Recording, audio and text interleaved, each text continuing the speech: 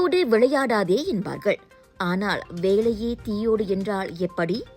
அவ்வளவு ஆபத்தான சவால்களை எதிர்நோக்கி பொருள் சேதம் மற்றும் உயிர் சேதங்களை தவிர்க்க தினமும் போராடும் தீயணைப்பு வீரர்களை எப்படி வேண்டுமானாலும் பாராட்டலாம். இந்த சவால் மிக்க பணியில் சேர உங்களுக்கும் விருப்பமா? ஒரு காலத்தில் இது ஆண்களுக்கான வேலை என மட்டுமே பார்க்கப்பட்ட நிலையில் தற்போது பெண்களும் இதில் தங்களின் திறமையையும் தைரியத்தையும் காட்டும் களமாக மாறியுள்ளது என்கிறார் கெடா தீயணைப்பு மீட்புத்துறையின் துணை அமலாக்க அதிகாரி ஹேமநாதன். முக்கியமாக கேர்ள்ஸ் இண்டியன்ஸ் இப்போ அப்பா அம்மா காலத்துலேருந்து இருக்கிறாங்க செஞ்சாங்க. இப்பயும் பொம்பாலேருந்து இந்தியன் கேர்ள் இருக்கிறாங்க, ஸ்டில் இருக்கிறாங்க, பட் அதிகமாக இல்லை. ஸோ இவங்க இந்த இந்தியன் கேர்ள் இருக்கிறாங்களா, இவங்க பொம்மை வரும்னு ஆசைப்பட்டாங்கன்னா, தென் அவங்க ஃபிட்டாக இருந்தாங்கன்னா அவங்களுக்கு வாய்ப்பு கண்டிப்பாக அங்கே இருக்குது. ஏன்னா ஒரு யூஸ்வலி பாய்ஸ் இண்டியன்ஸ் அதுமாதிரி எடுப்பாங்களா, இப்போ கேர்ள்ஸ் இண்டியன்ஸ் ஃபிட்டாக இருக்காங்களா, கண்டிப்பாக அவங்களுக்கு அந்த இடத்துல அவங்க வாய்ப்பாங்க கண்டிப்பாக அதிகமாக இருக்காங்க. பலரும் பொதுவாக நினைப்பது போல் தீயை மட்டுமே அணைப்பது தீயணைப்பு மற்றும் மீட்புத்துறையின் வேலை இல்லை என்கிறார் ஹேமநாதன். விபத்தில் சிக்கியவர்கள், ஆபத்தான விலங்குகளை பிடித்தல், அவசர நிலைகளில் இருப்பவர்களை பாதுகாப்பாக மீட்கும் செயல்களும் இந்த துறையில் அடங்கும் என்கிறார் இவர். அவ்வகையில் இவரின் சில அனுபவங்களையும் வணக்கம் மலேசியாவிடம் இவ்வாறு பகிர்ந்து கொண்டார். நம்ம பார்க்காத கேஸ் நம்ம பார்க்கலாம். ஸோ நான் முதல் வரப்போ நான் அங்கத்தான் இருந்தேன். ஸோ நான் அங்கத்தாக்க நான் நிறைய டிஃப்ரெண்ட் கேஸ் நான் பார்த்துருக்கிறேன். என்ன சொல்லுவாங்கன்னா, பூனை பிடிக்கிறதுலேருந்து மோதிரம் மாட்டுறதுலேருந்து ஆக்சிடென்ட் கால் தனியாக போய் கை தனியாக போய் அந்த அளவுக்கு. ஸோ எல்லா ஸ்டெப் கேஸ் நம்ம பார்க்கலாம், டிஃப்ரெண்ட் கேஸ் பார்க்கலாம். சம்டைம் ஆக்சிடென்ட் காடி உள்ள இருப்பாங்க, நம்ம ஹெல்ப் பண்ணுறப்ப அவங்க நம்மகிட்ட கேட்பாங்க, என்னை காப்பாற்றுங்கன்னு. இதெல்லாம் நான் பர்சனலாக நான் பட்டிருக்கேன்னா, நான் அங்கோத்தா இருக்கிறப்ப அவங்க தொலோங் இல்லையா, தொலோங் சாயா அந்த வார்த்தை நம்ம கேட்குறப்பே நம்மளுக்கு அங்கே ஒரு டைட்னஸ் நம்மளுக்கு தெரியாது. எப்படாச்சும் அவங்க காப்பாற்றணும் நம்ம. ஸோ அதுதான் நம்மளுக்கு இருக்கும். ஸோ இதெல்லாம் ஒரு புதுமான விஷயம். நம்ம காப்பாற்றின பிறகு தேங்க்ஸ் சொல்கிறது.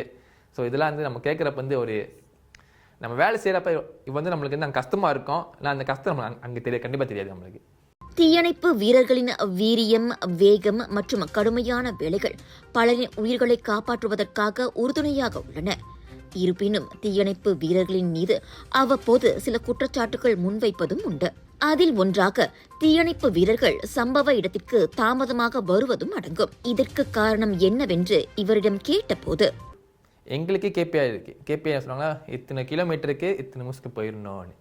பட் சம்டைம் இங்கே என்ன நடக்குதுன்னா, இது நம்ம சொல்லலாம், இங்கே என்ன நடக்குதுன்னா, யாருக்குமே சில பேருக்கு இங்கேருந்து அவங்களோட பொம்பா சொந்தோ இங்கே நியர்பை பொம்பா ஸ்டேஷன் இருக்குல்ல, அந்த நியர்பை பொம்பா ஸ்டேஷன் யார் ஃபோன்லேருந்து சேவ் பண்ணி வச்சுருக்காங்க.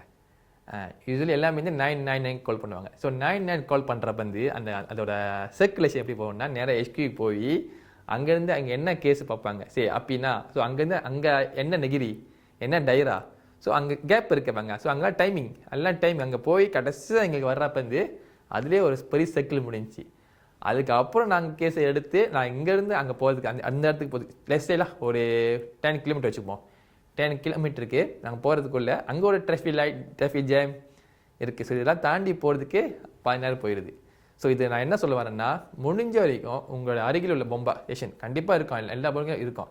அந்த நம்பரை நீங்கள் சேவ் பண்ணி வைக்கிறது ரொம்ப நல்லது. நீங்கள் ஸ்ட்ரெயிட்டாக கான்டாக்ட் பண்ணுமா, மேபி ஒரு இடத்துக்கு போகிற 10 நிமிஷம் மேபி அவங்க ஒரு 5 மினிட்ஸில் அங்கே போய் சேர்றதுக்கு வாய்ப்பு அதிகமாக இருக்குது. ஒரு காலத்தில் அதிகமான இந்தியர்கள் இத்துறையில் தனித்தன்மையாக பீடு நடை போட்டு வந்திருக்கின்றனர். ஆனால் தற்போது அந்த எண்ணிக்கை விரல் விட்டு எண்ணும் அளவுக்கு குறைந்துள்ளது. எனினும் இளைஞர்கள் பலர் தற்போது இத்துறையில் இணைவதற்கு முனைப்பு காட்டி வருவதாக ஹேமநாதன் தெரிவித்தார். அதற்கான அடிப்படை தகுதிகளையும் இவர் இவ்வாறு விளக்குகிறார். பேசிக் நம்ம யூஸ்வலி அவங்க என்ன பார்ப்பாங்கன்னா, யூஸ்வலி நம்ம ஹைட், நம்ம வெயிட், நம்ம BMI, ஸோ நம்ம செஸ், ஒரு பாய்ஸ்னா செஸ் அவங்க அதோட கரெக்டாக இருக்கா, நீங்கள் லெப்பஸ் பண்ணுறீங்களா, ஸோ நாலு பார்ப்பாங்க. ஆஃப்டர் த கண் பவர்லாம், ஸோ அவங்க ஓகேவா இருக்கா இல்லையான்னு. இது முடிஞ்ச பிறகு ஸோ நெக்ஸ்ட் ஸ்டேஜ் தான் வெயிட் தூக்குறது. ஒரு கேர்ளுக்கு ஒரு வெயிட் கொடுத்துருப்பாங்க, ஸோ ஒரு பாய்க்கு ஒரு வெயிட் கொடுத்துருப்பாங்க. ஸோ அது நம்ம வெயிட்டை பிடிச்சி, பாய்னா இது மட்டும் தூக்கணும், நம்ம ஷோல்டர் மட்டும், கேர்ள்ஸ்னால் நம்ம இடுப்பு மட்டும் தூக்குவாங்க. ஸோ இதெல்லாம் தூக்கணும்னா நம்ம கண்டிப்பாக நம்ம கை நமக்கு கோட்டாக இருக்கணும். ஸோ அதெல்லாம் நம்ம யூஸ்வலாக நம்ம சொல்லுவாங்க பம்பிங், எக்ஸசைஸ், ஜோகிங். ஸோ இதுதான் முக்கியமாக. அஸ் லாங் அவங்க வந்து ஒரு வெயிட்டு தூக்க முடியும், ஒரு நீட்டு கயிறு வந்து அவங்க ஏற முடியும்னா அவங்க வந்து ரெடியாக இருக்கிறாங்க அர்த்தம். தீயணைப்பு மற்றும் மீட்புத் துறையில் சேர ஆர்வமுள்ள மாணவர்கள் உடல் ரீதியாகவும் மன ரீதியாகவும் முன்னேற்பாடுகளை செய்து கொள்வது அவசியம் என்று ஹேமநாதன் வலியுறுத்தினார்.